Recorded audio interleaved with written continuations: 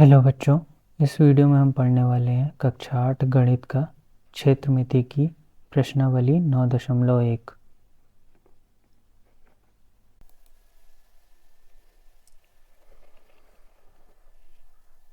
उदाहरण 1।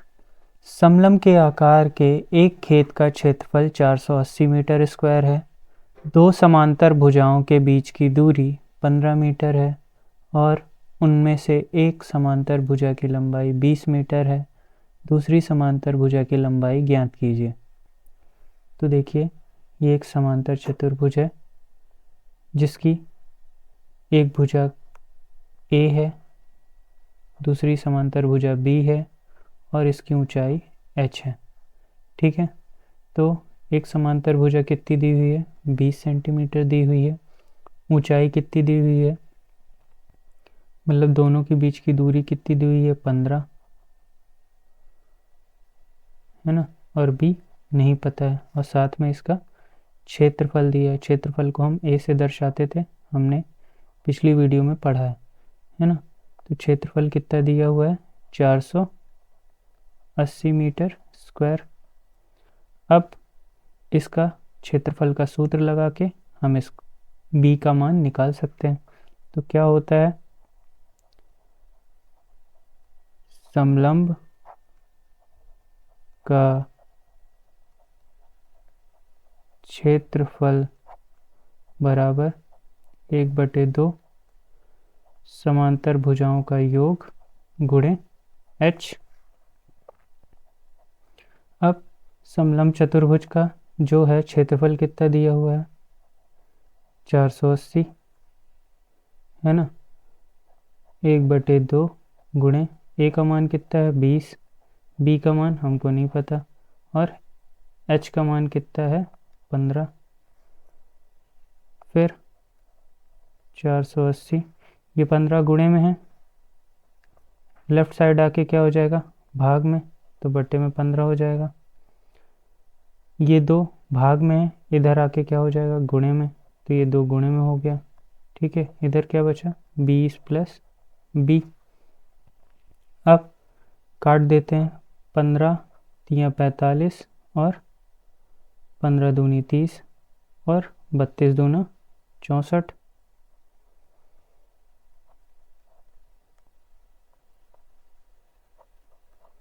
बत्तीस दूना 64 बराबर 20 प्लस B। तो 20 को इधर भेजेंगे लेफ्ट साइड, तो क्या हो जाएगा? 64। इधर प्लस में है, लेफ्ट साइड आके क्या हो जाएगा? माइनस में, तो बराबर B।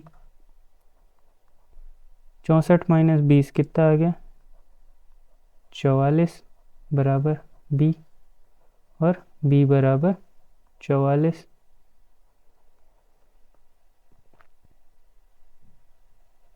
मीटर। B बराबर 44 मीटर, तो B का मान कितना आ गया? 44 मीटर।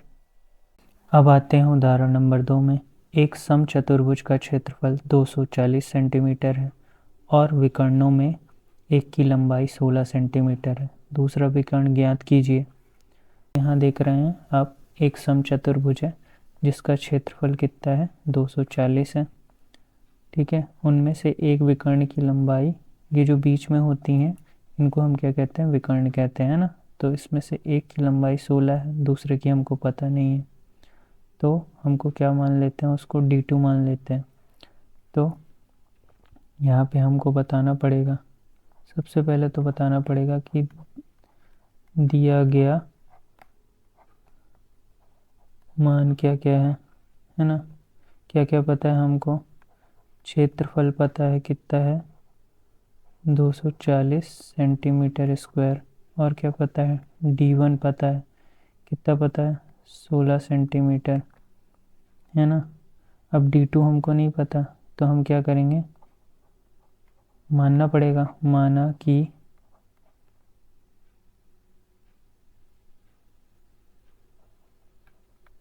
दूसरा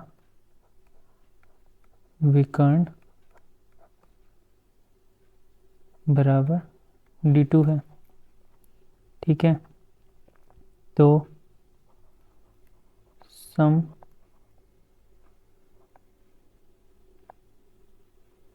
चतुर्भुज का क्षेत्रफल बराबर कितना हो जाएगा, 1/2 गुणे d1 गुणे d2, है ना। क्षेत्रफल कितना दिया हुआ है, 240 बराबर 1/2 गुणे d1 का मान कितना है 16 और d2 नहीं पता, तो d2 ऐसे ही रहेगा। अब ये दो इधर गुणे भाग में है, तो इधर आके क्या हो जाएगा गुणे में, तो 240 गुणे 2, और ये 16 इधर गुणे में है, इधर आके क्या हो जाएगा बटे में, तो इधर क्या बचा d2। अब इसको सॉल्व कर लो, 2 अट्ठे 16 है ना, 8 त्रिक 24 भाग न गए लद्धे शून्य, तो क्या बचा d2 बराबर 30।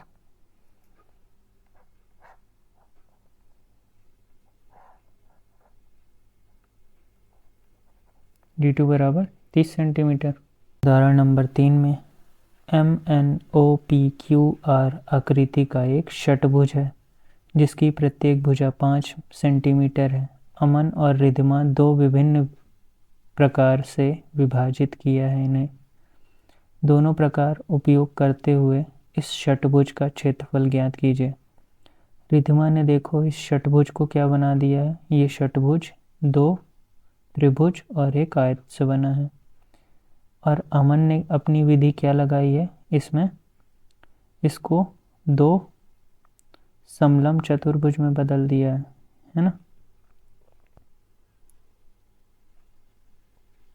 तो हम दोनों विधि से क्या करेंगे, इन दोनों का क्षेत्रफल निकालेंगे। तो रिद्धिमा की विधि में क्या होगा, हमको एक बार त्रिभुज का सूत्र लगाना पड़ेगा और एक बार आयत का सूत्र लगाना पड़ेगा, और अमन की विधि में क्या करना पड़ेगा, हमको समलंब का सूत्र लगाना पड़ेगा, है ना। समलंब चतुर्भुज का क्षेत्रफल का सूत्र लगाना पड़ेगा। तो देखते हैं, सबसे पहले हम अमन की विधि से कर लेते हैं, है ना। तो पहला कर लेते हैं अमन की विधि। तो क्या करेंगे हम, अब यहाँ अमन की विधि क्या है, क्योंकि यह षटभुज है इसलिए NQ इस षटभुज को 2 सर्वांग समलंबों में विभाजित करेगा। आप इसे कागज मोड़ने की विधि से सत्यापित कर सकते हैं। देखो ऐसा एक षटभुज आप बना सकते हैं कागज पे और फिर उसको मोड़ सकते हैं, है ना। तो षटभुज को मोड़ने के बाद वो कैसा बन जाता है, समलंब चतुर्भुज बन जाता है। तो यहाँ पे देखो आप, ये भुजा और ये भुजा एक दूसरे के क्या है, समांतर है ना। और इनके बीच की दूरी देखो कितनी दूरी है, 4 सेंटीमीटर, है ना। ये दूरी कितनी दूरी है, 4 सेंटीमीटर, और ये दूरी कितनी है, अभी उसमें सवाल में बोला गया था कि कितनी है वो 5।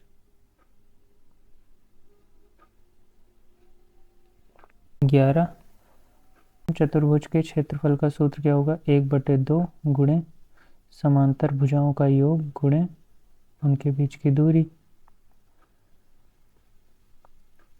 तो कर लेते हैं, 1/2 गुणे समांतर भुजाओं का योग कितना होगा 5, और दूसरी भुजा कितनी है 11, उनके बीच की दूरी 4। तो यहाँ से कितना निकल के आया उत्तर हमारा, 1/2 16 गुणे 4, 2 से ये 4 कट गया, तो कितना आया 32 सेंटीमीटर स्क्वायर। अब तो ये अभी ये एक समलंब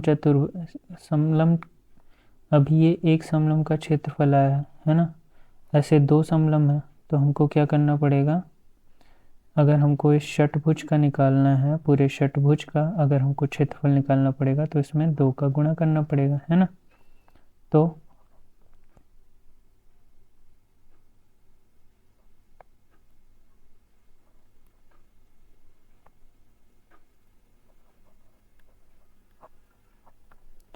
षटभुज का क्षेत्रफल बराबर क्या हो जाएगा, 2 गुणे समलंब का क्षेत्रफल, है ना। 2 गुना ही होगा, क्योंकि अगर इस षटभुज को 20 से मोड़ दें तो 2 समलंब बनते थे, है ना। तो एक समलंब का हमने निकाल लिया, उसको अब 2 गुना कर देंगे तो कितना आ जाएगा उत्तर। इस षटभुज का जो क्षेत्रफल है वो कितना है, 64 सेंटीमीटर स्क्वायर।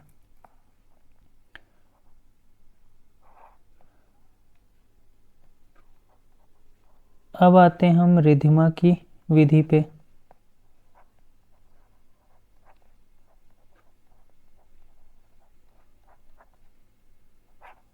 रिधिमा की विधि क्या है, रिधिमा ने इसको 2 त्रिभुज और एक आयत में बदला है। तो आप देख सकते हो कि इस त्रिभुज की जो ऊंचाई है वो कितनी हुई है, 3 सेंटीमीटर है, और इसका आधार कितना दिया हुआ है उसने,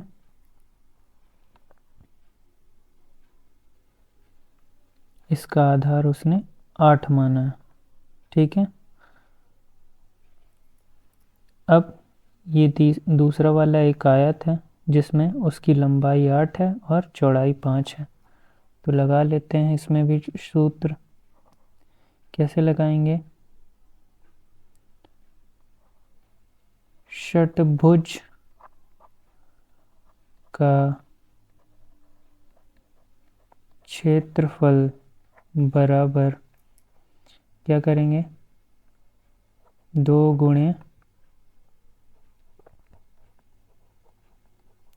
त्रिभुज का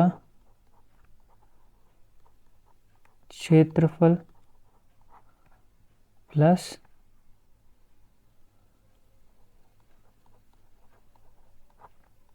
आयत का क्षेत्रफल। ऐसा क्यों कर रहे हैं, क्योंकि हमको इन 2 त्रिभुज का क्षेत्रफल निकालना पड़ेगा और आयत का क्षेत्रफल निकालना पड़ेगा, तभी ये पूरा षटभुज का क्षेत्रफल निकलेगा, है ना। इसीलिए हमने ऐसा किया है। तो कर लेते हैं, 2 गुणे 1/2 गुणे क्या होता है, त्रिभुज के क्षेत्रफल का सूत्र 1/2 आधार गुणे ऊंचाई, और आयत का क्षेत्रफल का सूत्र क्या होता था, लंबाई गुणे चौड़ाई। ये 2 से 2 कट गया, तो यहाँ क्या बचा, आधार गुणे ऊंचाई प्लस इधर क्या बचा है, लंबाई गुणे चौड़ाई। अब इस त्रिभुज में आधार कितना था, 8, और ऊंचाई कितनी थी, 3। ऐसे ही आयत में लंबाई कितनी थी, 8, और चौड़ाई कितनी थी, 5। तो 8 त्रिक 24 और 8 पंचे 40, ठीक है। अब इनको जोड़ दें तो कितना आ गया, 64 सेंटीमीटर स्क्वायर आ गया। मतलब इस षटभुज को इस षटभुज का मतलब इस षटभुज का अगर हमको क्षेत्रफल निकालना है तो दोनों विधि में से हम किसी भी विधि को लगाकर हम उसका क्षेत्रफल का उत्तर निकाल सकते हैं, है ना। ऐसा हमने क्यों किया, क्योंकि षटभुज का कोई सूत्र नहीं होता क्षेत्रफल का, है ना। तो ऐसी जो भी आकृति होगी जिसका कोई सूत्र नहीं होता, उसको हमको ऐसे नियमित आकार में बांट कर हमको क्या करना पड़ेगा, उनका क्षेत्रफल निकाल कर फिर सभी को जोड़ देना पड़ेगा, तभी जाके हम उनका ऐसे षटभुज हो गया, बाकी जो बहुभुज हैं उनका हम क्या कर सकते हैं, क्षेत्रफल निकाल सकते हैं, है ना। आते हैं प्रश्नावली 9.1 में। तो पहला सवाल है, एक मेज के ऊपरी पृष्ठ की सतह का आकार समलंब जैसा है यदि इसकी समांतर भुजाएं 1 मीटर और 1.2 मीटर है तथा इन समांतर भुजाओं के बीच की दूरी 0.8 मीटर है तो इसका क्षेत्रफल ज्ञात कीजिए। अब क्या क्या दिया गया मान है ना, देख लेते हैं। सबसे पहले तो हमको लिखना पड़ेगा कि दिया गया मान क्या क्या है। ए बराबर कितना दिया हुआ है 1 मीटर, बी बराबर कितना दिया हुआ है 1.2 मीटर और एच बराबर कितना दिया हुआ है 0.8 मीटर। तो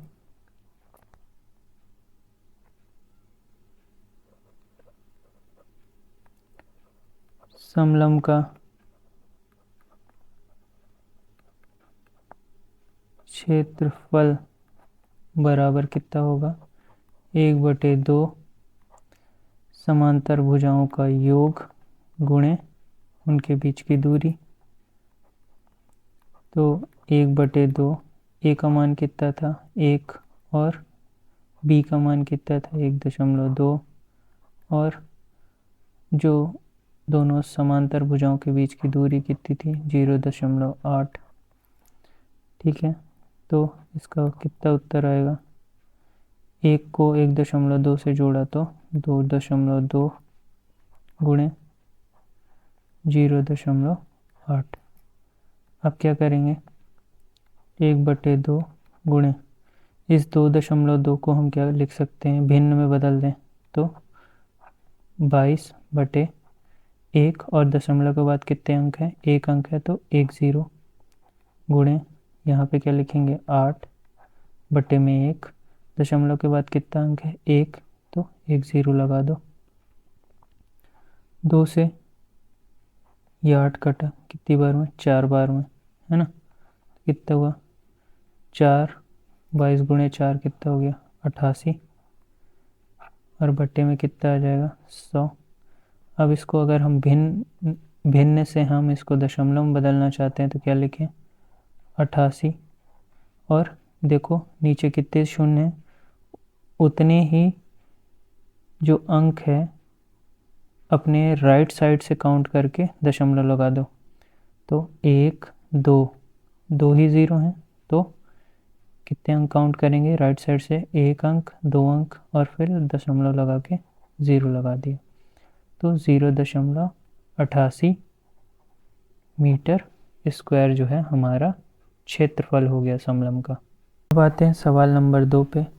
एक समलंब का क्षेत्रफल 34 सेंटीमीटर स्क्वायर है, उसकी ऊंचाई 4 सेंटीमीटर है, समांतर भुजाओं में से एक भुजा 10 सेंटीमीटर है, 10 सेंटीमीटर लंबाई है, दूसरी समांतर भुजा की लंबाई ज्ञात कीजिए। तो मान लो ये एक समलंब चतुर्भुज है जिसका एरिया कितना दिया हुआ है मतलब क्षेत्रफल कितना दिया हुआ है 34 सेंटीमीटर स्क्वायर दिया हुआ है ना। इसमें से एक भुजा की जो दूरी है वो लंबाई है वो कितनी दी हुई है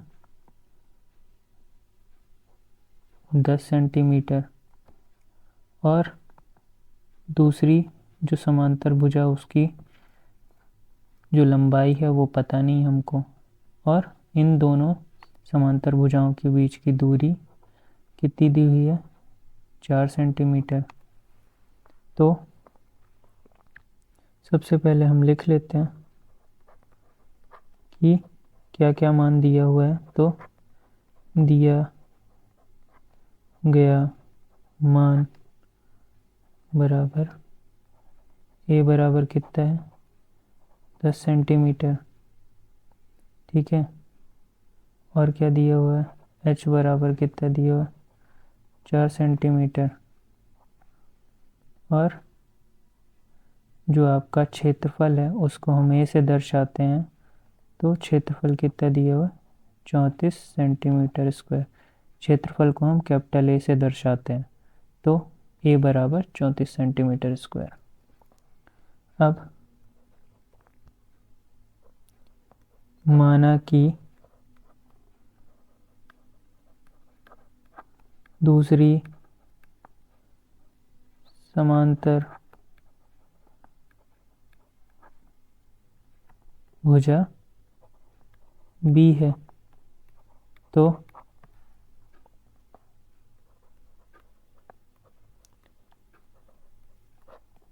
समलंब का क्षेत्रफल बराबर कितना हो जाएगा, 1/2 गुणे समांतर भुजाओं का योग गुणे उनके बीच की दूरी। क्षेत्रफल दिया है 34 सेंटीमीटर और ये कितना दिया हुआ है, 1/2 गुणे ए का मान कितना है 10, बी का मान पता नहीं है तो बी ही मानेंगे, और गुणे एच का मान कितना है 4। ठीक है, इस 2 से ये 4 कट जाएगा 2 बार में।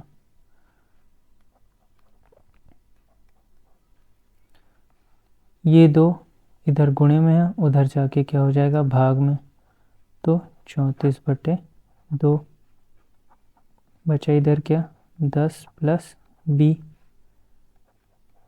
अब 34 को 2 से भाग दिए तो कितना आ जाएगा 17 बराबर 10 प्लस बी।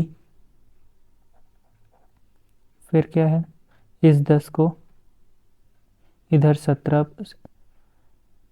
इस 10 को इधर लेफ्ट साइड लाओ तो क्या हो जाएगा 17 माइनस 10 बराबर बी, और बी बराबर कितना आ गया 7 सेंटीमीटर। तो बी का मान कितना आ गया 7 सेंटीमीटर। अब आते हैं सवाल नंबर 3 पे। एक समलंब के आकार का एक खेत ABCD की बाड़ की लंबाई 120 मीटर है। यदि BC 48 मीटर है, CD 17 मीटर है और AD 40 मीटर है तो इस खेत का क्षेत्रफल निकालिए। आप देख रहे हो इस चित्र में ABCD आकार का एक क्या है खेत है, जिसमें BC की लंबाई कितनी दी हुई है 48, CD की लंबाई कितनी दी हुई है 17 और AD की लंबाई कितनी दी हुई है 40। अब यहाँ पे देखो बाड़ लगाई है, मतलब बाड़ कहाँ लगेगी बाउंड्री पे लगेगी, और बाउंड्री क्या होती थी परिमाप ही होता था, है ना। बाउंड्री क्या होती थी परिमाप, मतलब जो 120 है वो क्या है परिमाप है, और परिमाप क्या होता था जितनी भी भुजाएं हैं सारी भुजाओं का योग क्या कहलाता था परिमाप कहलाता था, है ना। तो सबसे पहले इसकी क्या करते हैं AB भुजा निकाल लेते हैं। तो कैसे निकालेंगे, सबसे पहले लिखते हैं दिया गया मान, ठीक है, क्या क्या है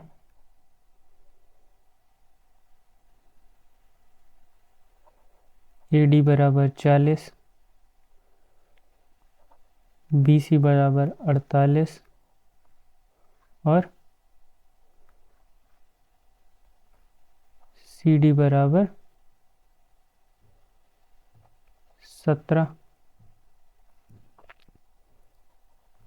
सब मीटर में है।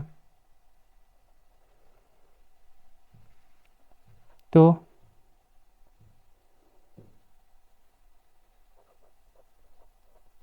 परिमाप और परिमाप भी पता है हमको, बराबर कितना दियो 120 मीटर। तो परिमाप बराबर क्या होगा AB भुजा प्लस BC भुजा प्लस CD भुजा प्लस AD भुजा। अब परिमाप का मान कितना दिया 120, AB का मान नहीं पता हमको, BC का मान 48 है, CD का मान 17 है और AD का मान 40 है।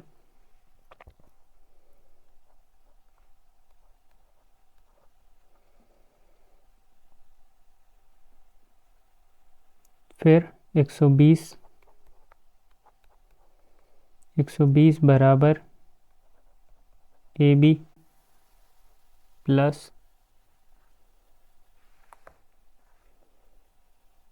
48 प्लस 17 कितना हो जाएगा, 65 प्लस 40, 120 AB, 65 प्लस 40 कितना हो जाएगा, 105। अब इस 105 को लेफ़्ट साइड लाएंगे तो क्या हो जाएगा, 120 माइनस 105 बराबर AB, फिर 120 में 105 घटा दिए तो कितना बचा, 15, और AB बराबर समलंब का क्षेत्रफल बराबर 1/2 गुणे समांतर भुजाओं का योग गुणे उनके बीच की दूरी। तो 1/2 समांतर भुजाएं कौन कौन सी, ये 40 और ये 48 कैसी है, समांतर भुजाएं हैं, तो इसको A मान लेते हैं और इसको B मान लेते हैं, है ना। तो कितना हो गया, 40 प्लस 48, और इनके बीच की दूरी आप देख रहे हो ये AB है, इन दोनों समांतर भुजाओं के बीच की दूरी, है ना। तो उनके बीच समांतर भुजाओं के बीच की दूरी कितनी हो जाएगी, 15 बराबर 1/2 गुणे 88 गुणे 15, 2 से ये 88 कट गया, कितना बचा, 44 गुणे 15। 44 गुणे 15 को अगर हम गुणा करेंगे तो कितना आ जाएगा, 660 मीटर स्क्वायर, है ना। अब आते हैं सवाल नंबर 4 पे। एक चतुर्भुज आकार के खेत का विकर्ण 24 है और शेष सम्मुख शीर्ष से इस विकर्ण पर खींचे गए लंब 8 मीटर एवं 13 मीटर है। खेत का क्षेत्रफल ज्ञात कीजिए। तो आप देख सकते हो ये जो चतुर्भुज आकार है 2 त्रिभुज से बना है, एक ये त्रिभुज हो गया, है ना, और दूसरा ये वाला त्रिभुज हो गया। तो कैसे करेंगे, हम इस चतुर्भुज में 2 त्रिभुज का सूत्र लगा दें। तो लिखते हैं,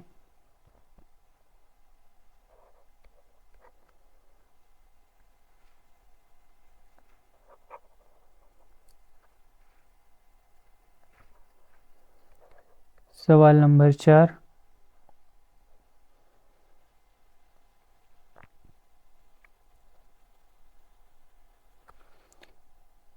इसका नामकरण कर देते हैं। मान लो ये A हो गया, ये B हो गया, ये C और ये D। तो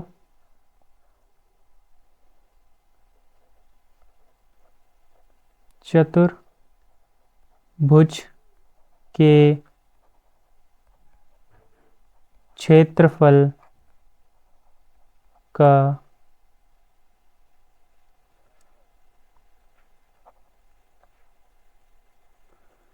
चतुर्भुज के क्षेत्रफल बराबर त्रिभुज ABD का क्षेत्रफल प्लस त्रिभुज BCD का क्षेत्रफल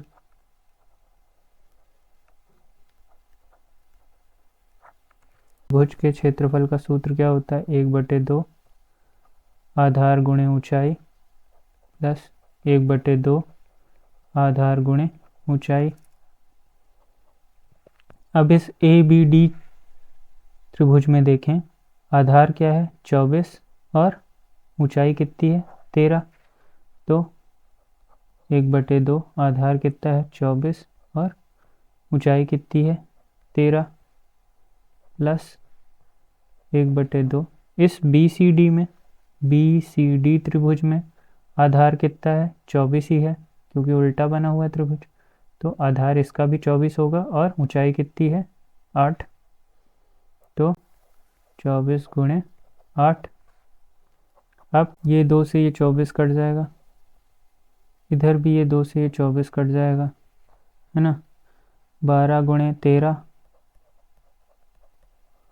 प्लस 12 गुणे 8, 13 गुणे 12 कितना हो गया 12 तेईं 36 की 6 हासिल आई 3, 12 कम 12 और 3 15 प्लस 12 अट्ठे 96। अब इन दोनों को जोड़ दो, 6 6 12 की 2 हासिल 1, 9 6 15 की 5 हासिल 1 और 2। तो इसका क्षेत्रफल का सूत्र कितना आ गया 252 मीटर स्क्वायर।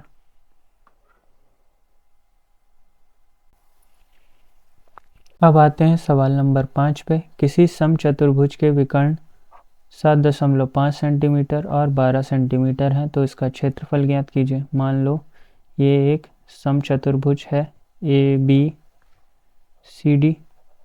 इसका एक विकर्ण 7.5 सेंटीमीटर का है और दूसरा विकर्ण कितने का है 12 सेंटीमीटर। दिया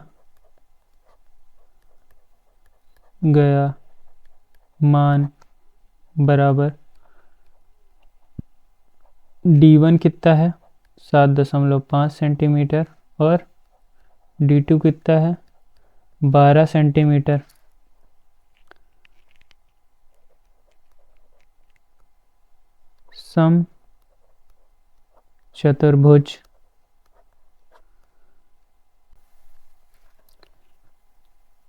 समचतुर्भुज का क्षेत्रफल बराबर कितना होगा 1/2 गुणे विकर्णों का गुणनफल। तो विकर्ण क्या है D1 इंटू D2 बराबर 1/2 गुणे D1 का मान कितना है 7.5 और D2 का मान कितना है 12। 1/2 7.5 को क्या लिखेंगे भिन्न में बदल दो, तो 75/1 और दशमलव के बाद कितने अंक हैं 1 अंक, तो 1 0 लग जाएगा गुणे 12। ये 2 से ये 12 कट गया 6 बार में, तो 75 दूना 150 और 15 तियाँ 45, तो कितना है 450/10। ये 0 से 0 कट गया, तो कितना है 45 सेंटीमीटर स्क्वायर। तो समचतुर्भुज के क्षेत्रफल का सूत्र समचतुर्भुज के क्षेत्रफल का मान कितना है 45 सेंटीमीटर स्क्वायर।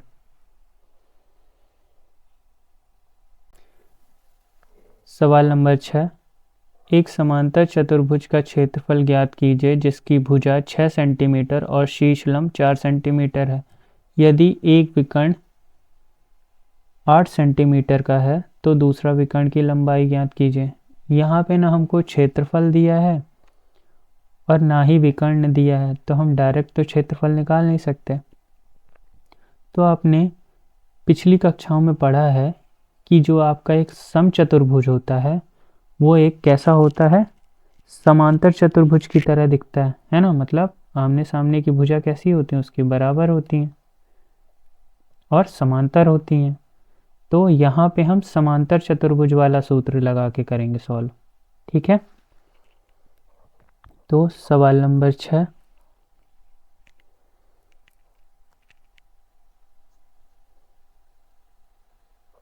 दिया गया मान क्या क्या है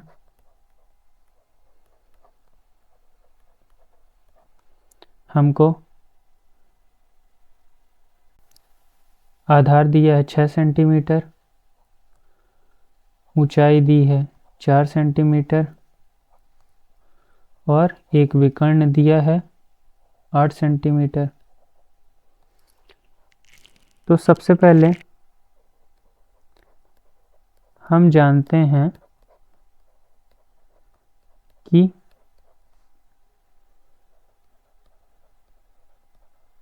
समचतुर्भुज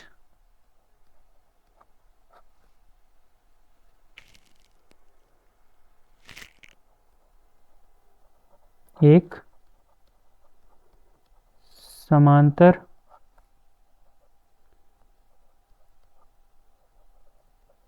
चतुर्भुज है भी है, तो समांतर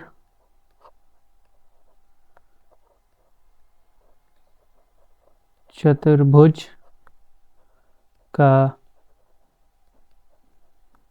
क्षेत्रफल बराबर कितना हो जाएगा? आधार गुणे ऊंचाई, तो आधार कितना है 6 और ऊंचाई कितनी है 4, तो कितना आ गया 24 सेंटीमीटर स्क्वायर। तो अब हमको क्या मिल गया है? इस समचतुर्भुज का क्षेत्रफल मिल गया है। ठीक है, हम जो है उसका दूसरा विकर्ण निकाल सकते हैं, है ना।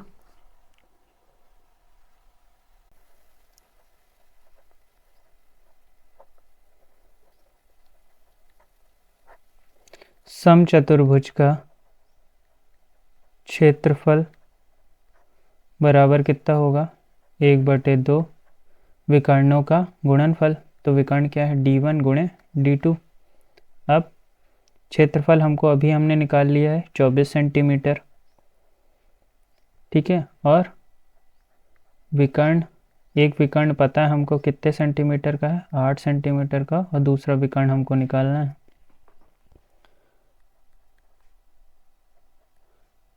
फिर 24, ये 2 इधर भाग में है, उधर जाके क्या हो जाएगा? गुणे में। और ये 8 गुणे में है, तो इधर आके क्या हो जाएगा? लेफ्ट साइड में आके क्या हो जाएगा? भाग में। और इधर क्या बचा? केवल d2 बचा।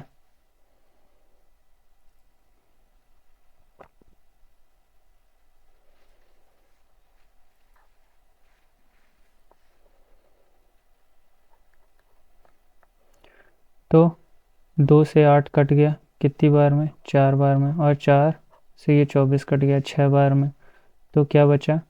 6 बराबर d2, या d2 बराबर 6 सेंटीमीटर।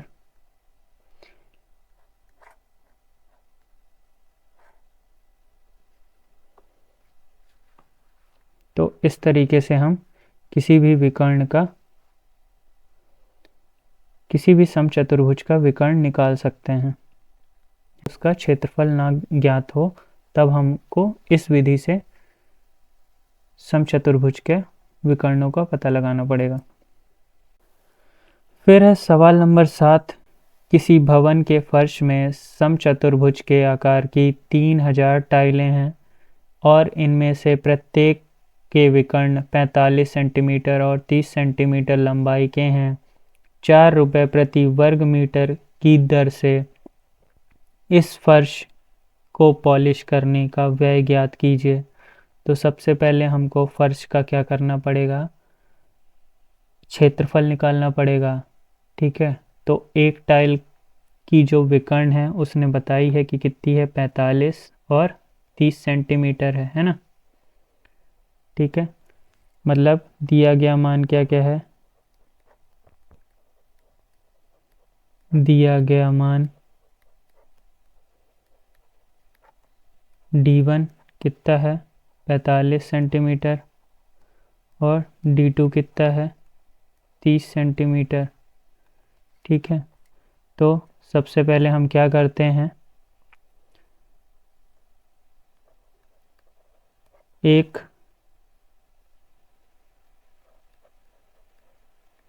टाइल का क्षेत्रफल निकाल लेते हैं। एक टाइल का क्षेत्रफल कितना होगा? एक टाइल कैसी दिखती है? आपके समचतुर्भुज के आकार की दिखती है, तो उसका सूत्र क्या है? 1/2 गुणे विकर्णों का गुणनफल, जो कि है d1 गुणे d2। अब 1/2, d1 का मान कितना है? 45, और d2 का मान कितना है? 30। ये 2 से ये 30 कट गया, कितनी बार में? 15 बार में, है ना। 45 गुणे 15, और 45 गुणे 15 675 सेंटीमीटर स्क्वायर। अब तो ये एक टाइल का आया ना, पूरे फर्श में कितनी टाइल्स लगी हुई हैं? 3000 टाइल्स लगी हुई हैं, है ना। तो इस क्षेत्रफल में हमको 3000 का गुणा करना पड़ेगा। तो कैसे करेंगे? 3000 टाइलों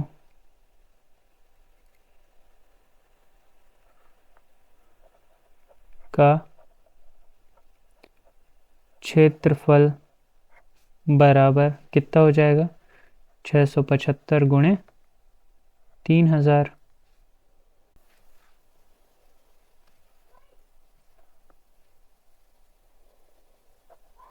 तो 675 का 3 से गुणा कर लो, कितना आएगा? 5 3 15 की 5 हासिल 1 7 3 21 और 1 22 की 2 हासिल आई 2 6 3 18 और 2 20। तो कितना हो गया? 20 25। ये तो हमने 3 से किया था। अब बाकी के जितने भी शून्य पीछे लगा दो। तो ये क्या आ गया?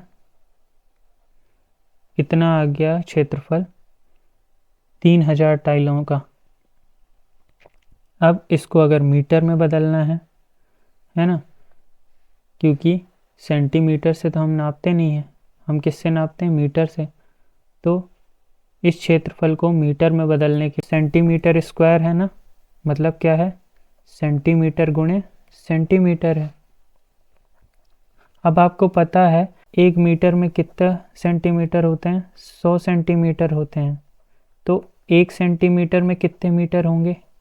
ये 100 बटे में आ जाएगा, तो 1/100 मीटर होगा, है ना। तो हम 1 सेंटीमीटर की जगह पे क्या लिख सकते हैं? 1/100 मीटर लिख सकते हैं। इस 1 सेंटीमीटर की जगह पे हम क्या लिख सकते हैं? मीटर में बदलना है तो हम क्या लिखेंगे? 1/100 मीटर गुणे इस सेंटीमीटर। इस सेंटीमीटर की जगह पे क्या लिखेंगे? 1/100 मीटर। अब इस 2 जीरो से ये 2 जीरो कट गए और इस 1 जीरो से ये 1 जीरो कट गया, है ना। तो अब बचा क्या? 1 जीरो नीचे बचा हुआ है, तो 10 का अगर हम इस 20-25 पे भाग देंगे तो हम डायरेक्ट भी भाग दे सकते हैं। कैसे? राइट साइड से जितने जीरो हैं नीचे उतने ही अंक गिनकर दशमलव लगा दें। तो राइट साइड से 1 ज़ीरो है, तो 1 ज़ीरो के बाद हम क्या करेंगे? दशमलव लगा देंगे। और ये मीटर गुणे मीटर कितना होता है? मीटर स्क्वायर हो जाएगा। तो अब जो ये क्षेत्रफल है किस में हो गया है? मीटर में हो गया है। अब सवाल में ये था कि फर्श को पॉलिश करने के लिए जो है, फर्श को पॉलिश करने के लिए 1 वर्ग मीटर स्क्वायर में 4 रुपये मिलेंगे, है ना। तो यहाँ पे कितने वर्ग मीटर स्क्वायर है? 202.5 मीटर स्क्वायर है। तो अगर हम उस फर्श को पॉलिश करने का व्यय निकालना चाहते हैं तो क्या करना पड़ेगा? इस क्षेत्रफल को हमको 4 से गुणा करना पड़ेगा। 1 वर्ग मीटर में 1 वर्ग मीटर फर्श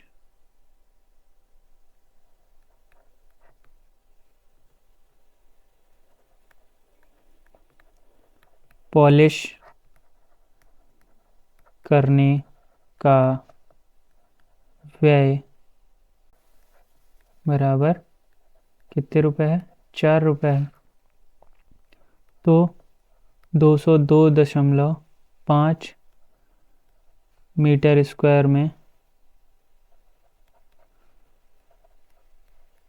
पॉलिश करने का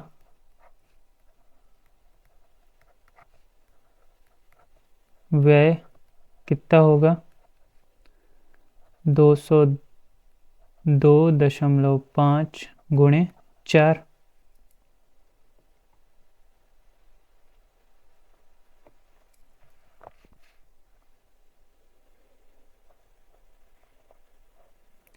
इस दशमलव को भिन्न में बदल लो। 202.5/10 गुणे 4।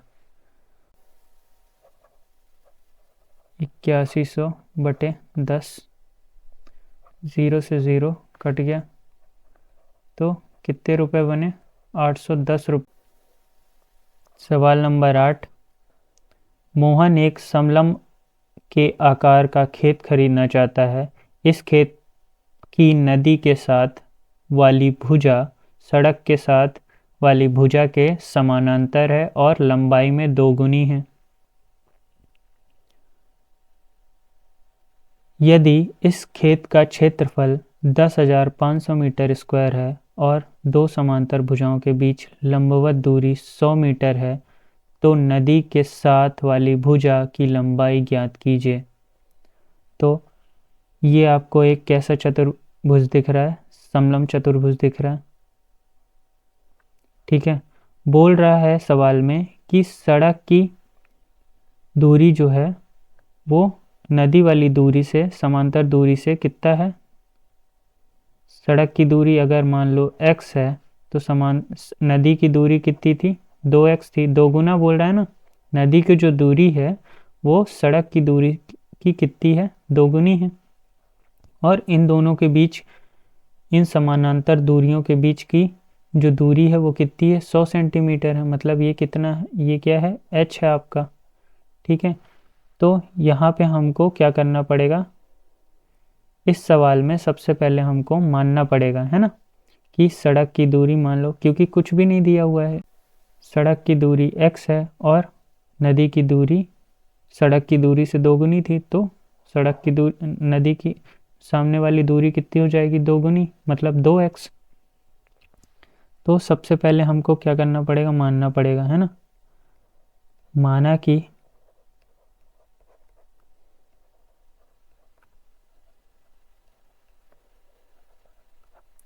सड़क के साथ वाली भुजा x है, बराबर x है।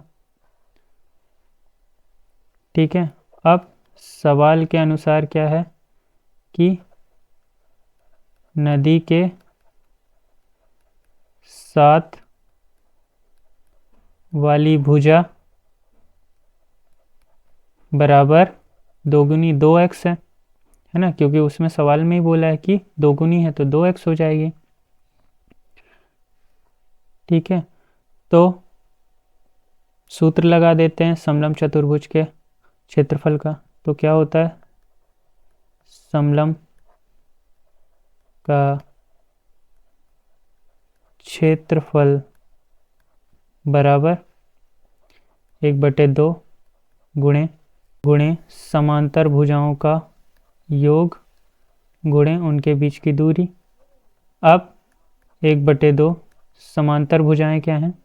एक तो x है और दूसरी क्या है? 2x है, मतलब दुगनी है उसकी, और इनके बीच की दूरी 100 है। समलंब चतुर्भुज का क्षेत्रफल पहले ही दिया हुआ है। कितना दिया हुआ है? 10,500। अब इसको हल कर ले। 10,500 इसको करेंगे 1/2 गुणे x और 2x जुड़ जाएंगे, है ना। तो x में 2x जुड़ा तो कितना हो गया?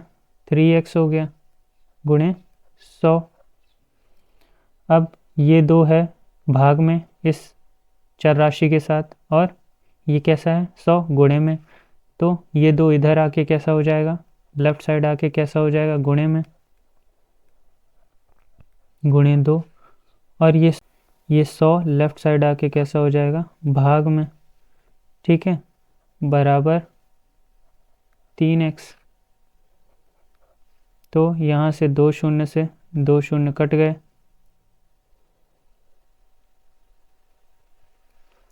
तो 105 गुणे 2 3x। अब ये x के साथ 3 कैसा है? गुणे में, इधर आके कैसा हो जाएगा? भाग में।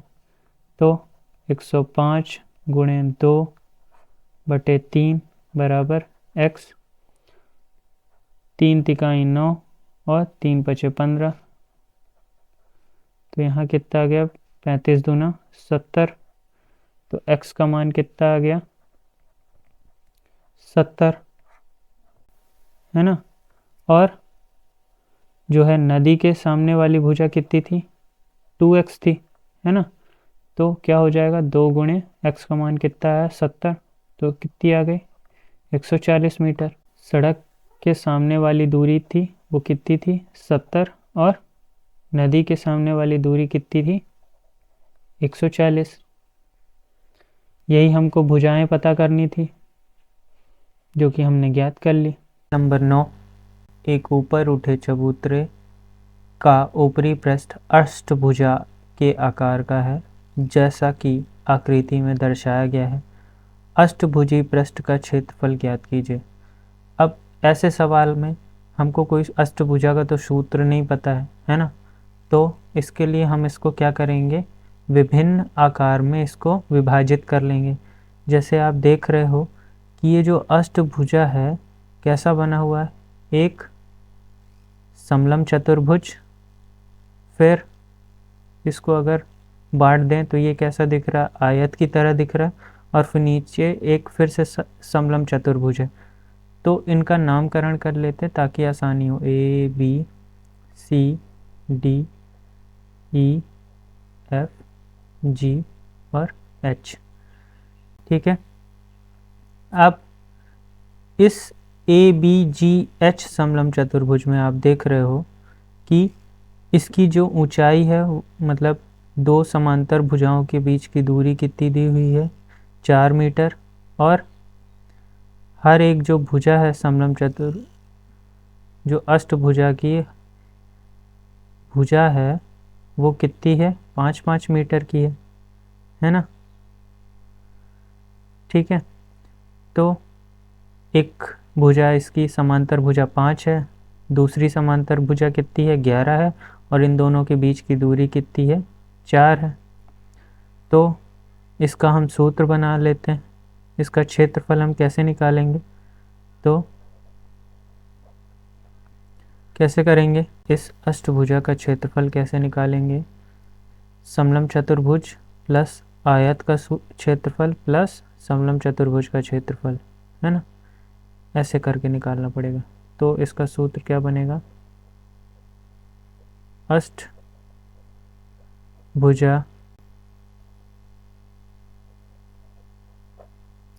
चबूतरे का क्षेत्रफल बराबर होगा ए बी सी एच का क्षेत्रफल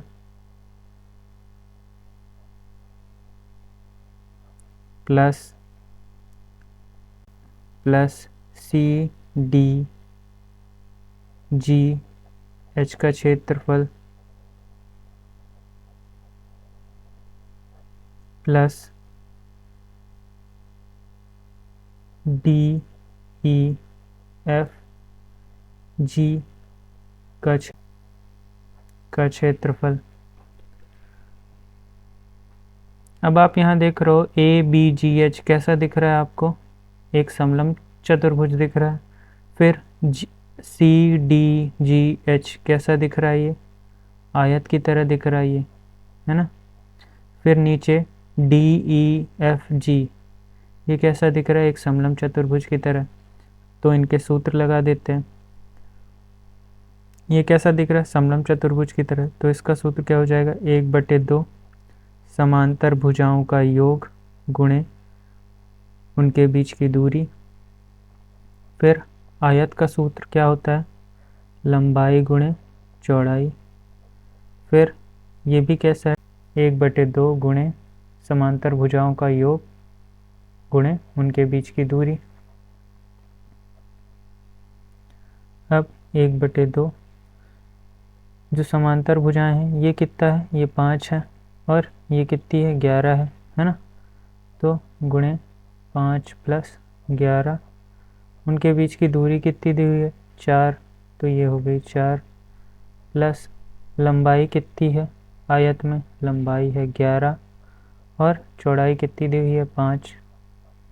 फिर इसका भी क्या होगा 1/2, और वही है, ये जो भुजा है वो 5 है और ये वाली 11 है, तो क्या हो जाएगा 5 + 11 और गुणे उनके बीच की दूरी कितनी है 4 है, तो गुणा कर लेते हैं।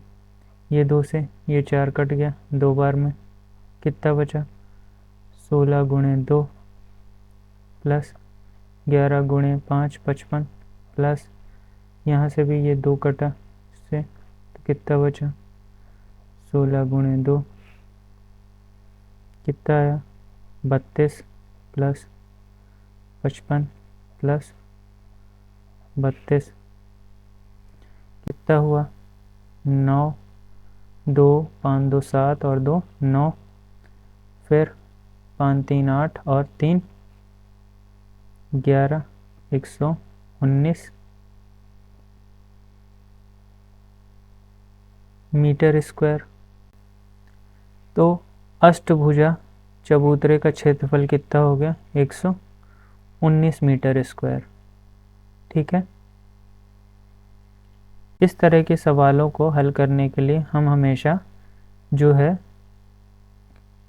आकार को विभिन्न जो हमारे नियमित आकार हैं उनमें बांट के फिर उनमें सूत्र लगाते हैं। सवाल नंबर 10, एक पंचभुज आकार का बगीचा है जैसे कि आकृति में दर्शाया गया है। इसका क्षेत्रफल ज्ञात करने के लिए ज्योति और कविता दो विभिन्न तरीकों से इसको विभाजित किया है।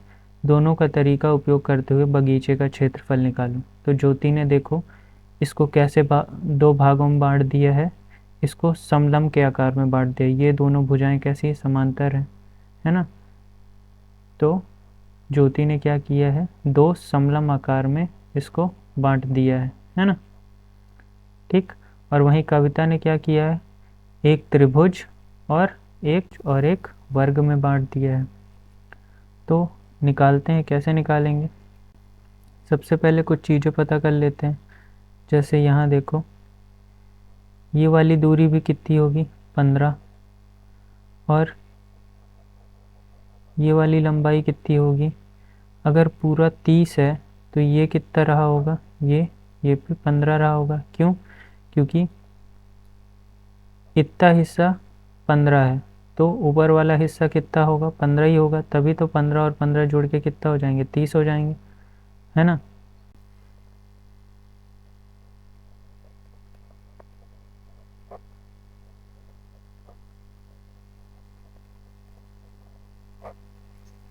ज्योति के आरेख में हम क्या करते हैं, पहले नामकरण कर लेते हैं, A B C D E और F। ठीक है, तो पंचभुज का क्षेत्रफल बराबर क्या हो गया, पंचभुज का क्षेत्रफल बराबर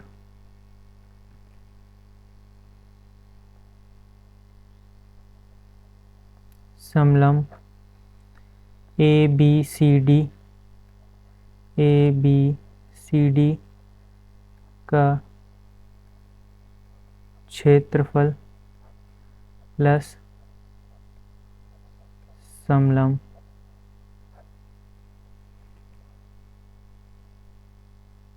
AEF D का क्षेत्रफल।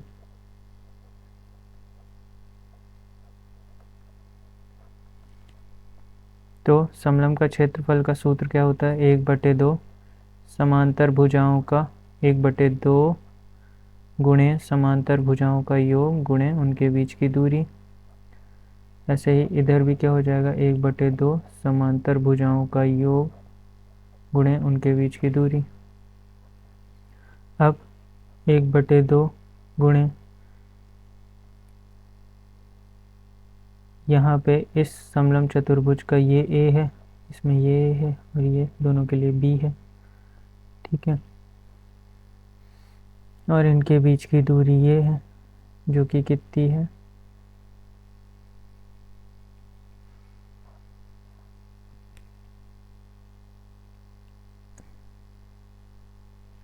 तो क्या हो जाएगा ए कितना है बी सी प्लस फिर बी कितना है ए डी गुणे उनके बीच की दूरी कितनी है सी डी प्लस 1/2 गुणे इसमें क्या हो जाएगा E F plus A D गुणे इनके बीच की दूरी कितनी ई डी है ना। अब 1/2 गुणे बी सी का मान कितना है 15 ए डी का मान कितना है 30 इसका मान नहीं पता तो सी डी ही रहने दो 1/2 गुणे ई एफ का मान कितना है 15 ठीक है ए डी का मान कितना है 30 इसका मान नहीं पता ऐसे ही रहने दो ठीक है। अब देखो 1/2 गुणे 45 गुणे सी डी प्लस 1/2 गुणे 45 गुणे ई डी फिर क्या हुआ 45/2 गुणे सी डी प्लस 45/2 गुणे C D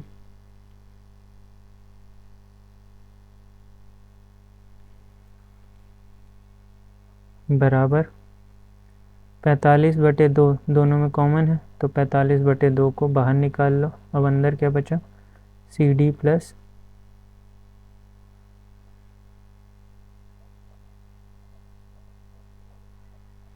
C D plus E D बराबर अब C D plus E D क्या था सी डी और ई डी का मान कितना है 15 ही है ना। तो क्या आ जाएगा यहाँ पे 45/2 गुणे 15 ठीक है जो कि कितना आया 337.5 मीटर स्क्वायर। तो ये आ गया ज्योति का आरेख से हमने पंचभुज का क्षेत्रफल निकाल लिया।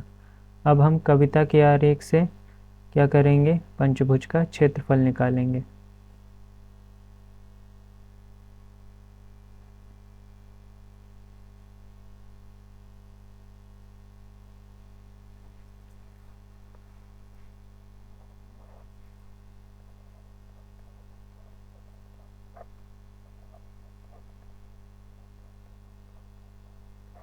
कविता का आरेख कैसा था कुछ ऐसा था है ना। ये 15 ये भी 15 ये भी 15 ये भी 15 है ना और ये कितना था ये भी 15 था ठीक है। तो क्या करेंगे यहाँ पे भी लिखें पंच इसका नामकरण कर देते हैं ए बी सी डी और ई।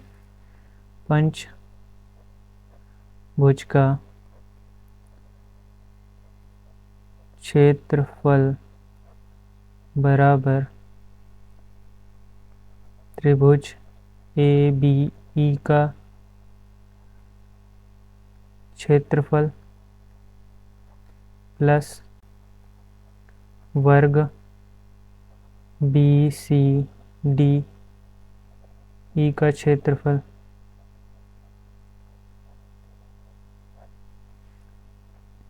बराबर त्रिभुज का क्षेत्रफल कितना होता है 1/2 गुणे आधार गुणे ऊंचाई प्लस वर्ग का क्षेत्रफल क्या होता था भुजा गुणे भुजा है ना।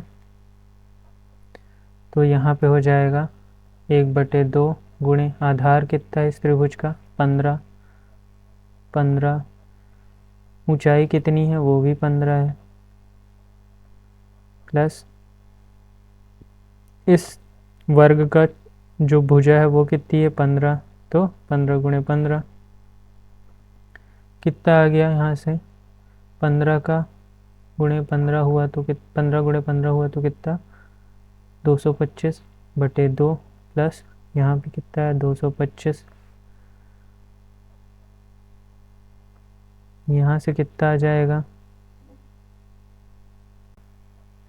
112.5 प्लस 225, कितना आ गया इसमें भी 337.5 मीटर स्क्वायर। तो हमने देखा कविता के आरेख और ज्योति के आरेख से दोनों का जो हमारा जो पंचभुज का क्षेत्रफल है वो कितना है 337.5 मीटर स्क्वायर। अब आते हैं सवाल नंबर 11 पे। संलग्न पिक्चर फ्रेम के आरेख की बाहरी एवं अंतःविमाएँ क्रमशः 24, 28 एवं 16x20 हैं। यदि फ्रेम के प्रत्येक खंड की चौड़ाई समान है तो प्रत्येक खंड का क्षेत्रफल ज्ञात कीजिए। अब आपको दिख रहा है अंदर की विमाएँ कितनी है 16 और 20 और बाहर की विमाएँ कितनी हैं 24 और 28। अगर आप ध्यान से देखो तो ये एक समलंब की तरह नहीं दिख रहा, हाँ, और ये वाला भी एक समलंब की तरह दिख रहा, लेकिन जो आपका ये वाला समलंब है और ये वाला समलंब एक जैसे हैं, मतलब इसकी जो अंदर वाली भुजा है वो 16 है, इसकी भी 16 है, लेकिन बाहर वाली 24 है और इसकी भी बाहर वाली 24 होगी। और वहीं पे ये वाला समलंब और ये वाला समलंब एक जैसा है, क्योंकि इसकी अंदर की भुजा 20 है और बाहर वाली 28 है, इसमें भी 20 है और बाहर वाली 28 है ना। मान लेते हैं इसको आकृति 1, इसको 2, इसको 3 और इसको 4। तो क्या कह सकते हैं हम, यहाँ आकृति 1 और 3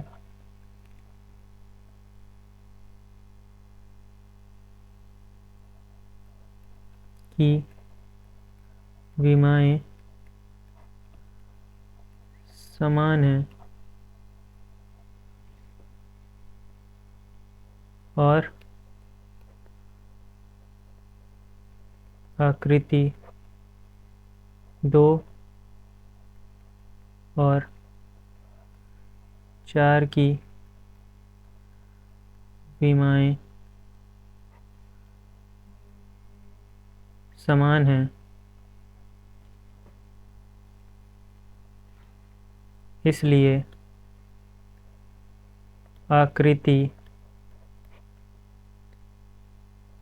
1 का क्षेत्रफल बराबर, अब आकृति 1 कैसी दिख रही है आपको, समलंब चतुर्भुज की तरह दिख रही है, तो उसका सूत्र क्या होता है 1/2 गुणे समांतर भुजाओं का योग गुणे उनके बीच की दूरी। अब 1/2 अंदर की भुजा क्या है, एक पहली वाली आकृति की 16 और बाहर की भुजा क्या है 24, ठीक है, तो कितनी है 24 और उनके बीच की दूरी कितनी दी हुई है। अगर ये पूरा हिस्सा 20 है ना, तो बचा कितना 8, तो 4 इधर होगा और 4 इधर होगा, है ना, तो इनके बीच की दूरी कितनी हो जाएगी 4। तो कितना उत्तर आया यहाँ से 1/2 16 30 40 और गुणे 4, तो 2 से ये कट गया 20, 20 चौक 80 सेंटीमीटर स्क्वायर। अब आकृति 1 का क्षेत्रफल जो है 80 सेंटीमीटर है, इसलिए आकृति 3 का क्षेत्रफल भी कितना हो जाएगा 80 सेंटीमीटर स्क्वायर।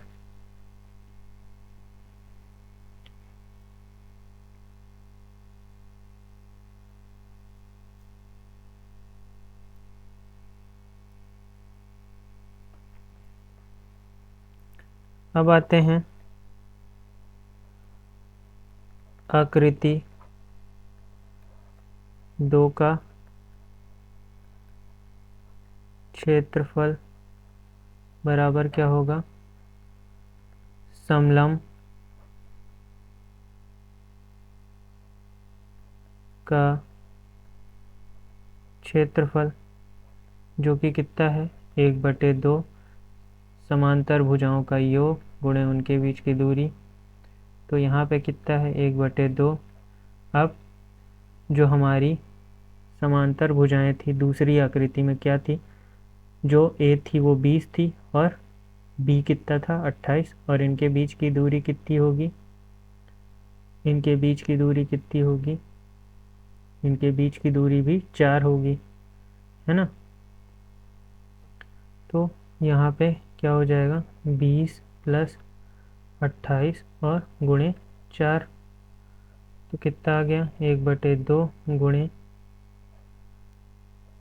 48 गुणे 4। तो 2 से ये कट गया 24 बार में, तो 24 चौको कितना हो गया 96 सेंटीमीटर स्क्वायर। इसलिए आकृति 4 का क्षेत्रफल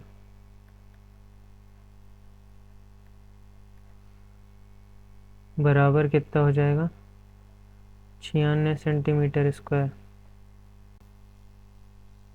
इसमें हमको क्या निकालना था, प्रत्येक खंड का क्षेत्रफल निकालना था। तो पहले खंड का क्षेत्रफल 80 आ गया, तीसरे खंड का भी 80 आ गया, दूसरे खंड का कितना है 96, और तीसरे चौथे खंड का भी कितना आ गया 96, है ना। हमने हर एक खंड का क्षेत्रफल निकाल लिए, है ना। आपके 9.1 में ये लास्ट सवाल था और आपकी जो 9.1 प्रश्नावली है वो समाप्त होती है। अगर आपको ये वीडियो पसंद आई है तो वीडियो को लाइक करें और चैनल को सब्सक्राइब करें। धन्यवाद।